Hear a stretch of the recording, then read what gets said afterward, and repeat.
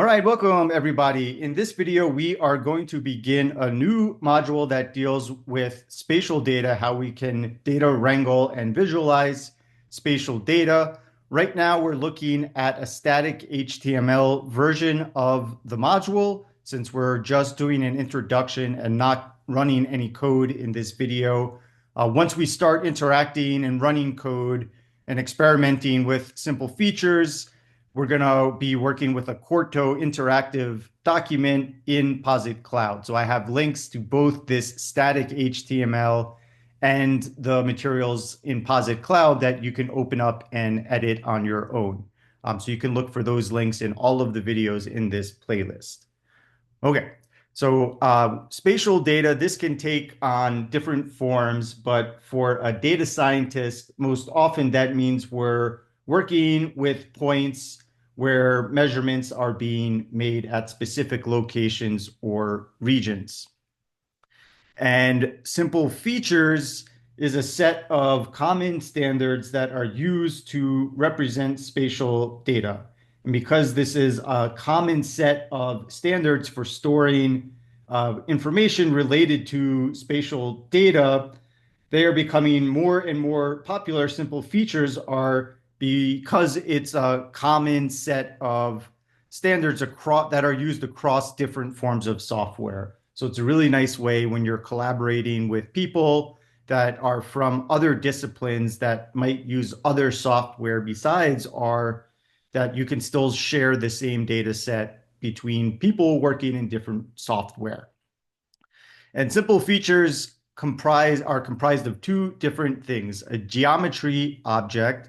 So this is going to be something like a point or a line, or if we're dealing with like a state or a county or a country, that might be a polygon. And also, simple features include attribute data. So this is like the data that we typically think of.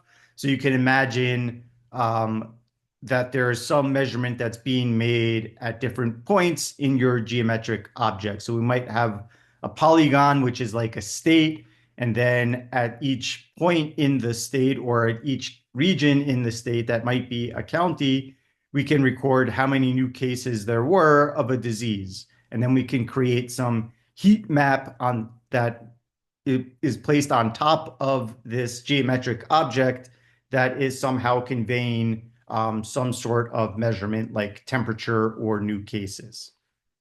So simple features are a way of storing that data, both the geometry and the data that we think of that's recording different characteristics that are being made at different locations. And as stated in the vignette for the SF package, so SF stands for simple features, and that's our main package in R for working with spatial data that we're going to talk about in this module.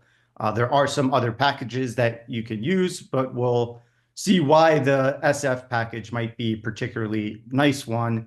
And for one reason is, again, it uses this common storage, which means that you can share your data across different software. That's already a really powerful feature.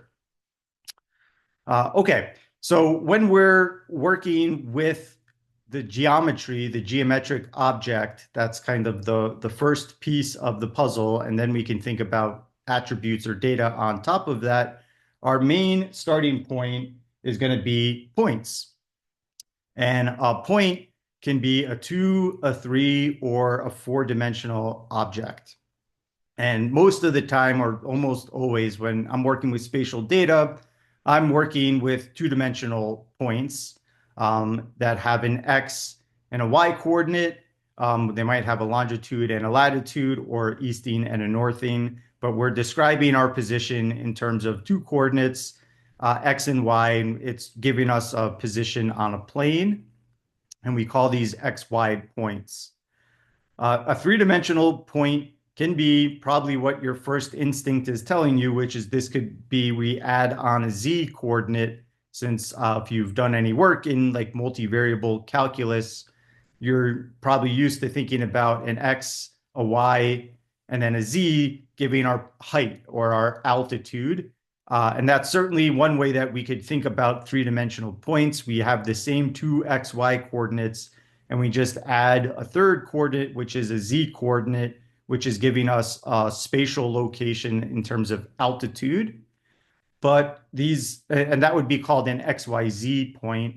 But three-dimensional points can be more general than that.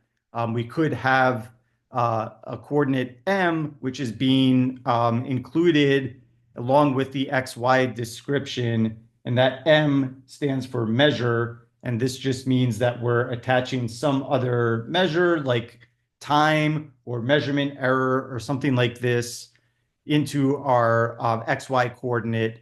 It's really, really rare, but I just want you to be aware that there is another kind of three-dimensional point that we call an XYM point.